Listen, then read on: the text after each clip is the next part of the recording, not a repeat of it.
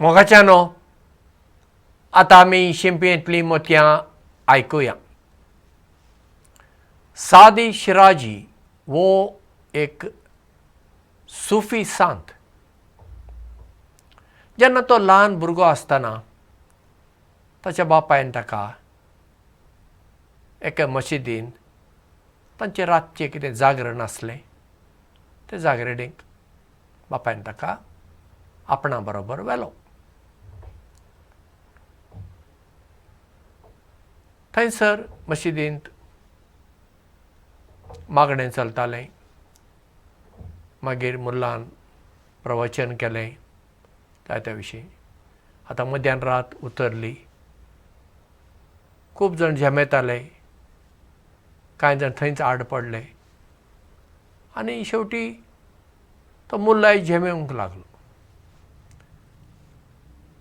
तेन्ना सादी आपल्या बापायक म्हणटा, बाबा,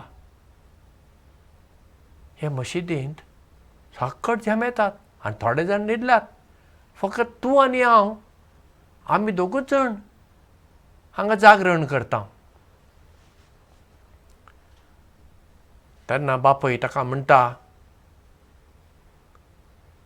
तूं मशिदींत हांगा कोण कितें करता तें पळोवंक आयिल्लो? तशें जाल्यार तूंय वचून न्हिदे. मशिदींत कोण येवन कितें करता तें आमकां पळोवन वचूंक ना. आमी कित्याक आयला? जागरण पाळूंक न्ही, मागणें करूंक. तें आमी करुया. अशें बापायन ताका शिटकायलो आनी हाचो प्रभाव सादीचेर पडलो आनी फुडें तो एक सुफी सांत जालो. पळय, सादीच्या बापायन आपल्या पुताक एक बरें लिसांव शिकयलें. दुसऱ्यांच्यो चुकी सोदून काडूंक बसूं नाका. तशें केल्यार तूं थंयच उरतलोय. चुकी करतात, तांकां करूं दी. तुका कितें करूंक जाय? तुजें काम कितें तें तूं कर. तुका जबाबदारी आसा, तुका ती जबाबदारी ना न्ही दुसऱ्यांक सांगपाची. मागीर कित्याक बेश्टी तकलीफून करताय?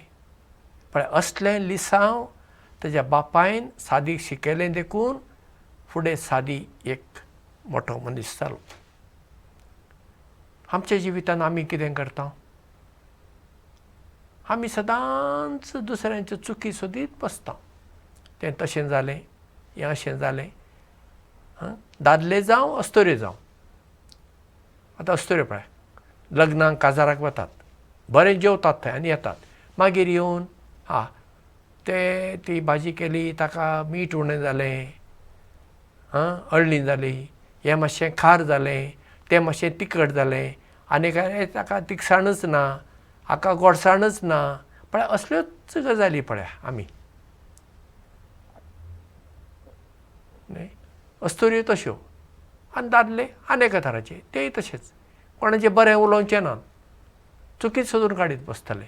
अशें केलें तर जाल्यार जिवितांत आमी फुडें वचना. कित्याक आमकां मागीर ती संवय लागता सदांच दुसऱ्यांचें बरें कितें ना तें सोदून काडप, ताचेरूच आमची मत थिरावप.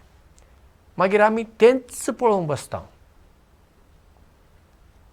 ताचे सुवातेर आमी दुसरीं कितें करता तीं करूं. आमच्यान आडोवपाक जायना. पूण आमकां कितें करूंक जाय तें आमी करीत रावया. दुसरीं करूं ना करूं, करीत रावया. ताका लागून आमच्या जिवितांत तरी आमी फुडें वेता आनी आमचो प्रभाव दुसऱ्यांचेरय पडूं येता. आदीं हांव थॉमस स्टिफन्स कोंकणी केंद्रांत आसतना कितलेशेच कोर्स करतालो आनी आमचे कडेन टिचरी येताल्यो. तांकां म्हणटालो, दुसऱ्यो टिचरी कितें करता ताचेर तुजें लक्ष दिवं नाका. तूं वेळार ये. भुरग्यांक बरें करून शिकय, बरें करून शिकय, मन लावन शिकय. आनी ज्या दिसा फकत क्लासीन न्हय, क्लासी भायर जर तर भुरगीं तुजे लागीं येतात, तुका मेळटात, तुका प्रस्न विचारतात, तुजे भोंवारीच तीं आसात, त्या दिसा तूं बरी एक शिकोवपीण जाली समजून घे. आनी दुसऱ्यो ज्यो तुज्यो वांगडा टिचरी आसात तांकां तुजी नसाय जातली. जावं त्या दिसा भुरगीं तुजे भोंवारी आसात, तूं एक बरी शिकोवपीण जाली हें समजून घे. हो संदेश हांव तांकां दितालों. कित्याक एका टिचरीचें काम कितें? बरें शिकोवपाचें काम. एका दोतोराचें काम कितें? जे पिडेस्त येतात तांकां बरें तपासून बरें वखद दिवपाचें. खंयचो दोतोर कितें करतात करूं नये. सगळेच दोतोर कितें बरें अशें म्हणूंक जायना.